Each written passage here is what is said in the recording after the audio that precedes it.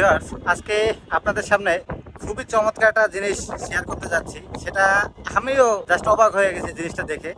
গতকালকে 25শে জুলাই আমি রাত্র 8:30টার দিকে রাইড শেয়ার করতে বেরোয়া পাঠাতে একটা ট্রিপ নিয়ে, প্রথম ট্রিপটা কমপ্লিট করার পরে দ্বিতীয়টা ট্রিপ নিয়ে যাত্রাবাড়ি যাই কাজলা। তো কাজলা যাওয়ার পরে আইসা যাত্রাবাড়ি মোড়ে বইসা দেখতেছিলাম যে পাঠাওয়ে লিডার বোর্ডের কি অবস্থা। ভাই, লিডার বোর্ডে ঢোকা মাত্রই আমার চোখ কপালে উঠে গেছে। একটা লোক সে 6,200 টাকা প্লাস স্ক্যাম করছে। আর ট্রিপ দিছে কটা জানেন? 58টা। যে দেখেন, আমি আপনাদের সাথে শেয়ার করলাম। তো এটা রাত 9টা, 9:30টার দিকে আমি দেখছি। তো চিন্তা করেন, একটা লোক পাঠাওয়ারি লিডার বোর্ডে এটা রাত 12টা থেকে শুরু হয়। তো সে যদি রাত 12টা থেকেও ট্রিপ মারে, রাত 12টা থেকে রাত 9:30 পর্যন্ত টোটাল 9.5 ঘন্টার মধ্যে কিভাবে সে 58টা ট্রিপ কমপ্লিট করে। আর এখানে কিন্তু শুধু যারা মোটর বাইক দিয়ে রাইড করে তাদেরটাই দেখায় লিডার বোর্ড, যারা প্রাইভেট কারে রাইড করে তাদেরটা কিন্তু দেখায় না। আমি জাস্ট দেখে আসলে অবাক যে এটা কিভাবে সম্ভব। পাঠাওতে আমার 1200 প্লাস ট্রিপ দেওয়া, এর মধ্যে আমি আজ পর্যন্ত এরকমের দেখিনি কখনো।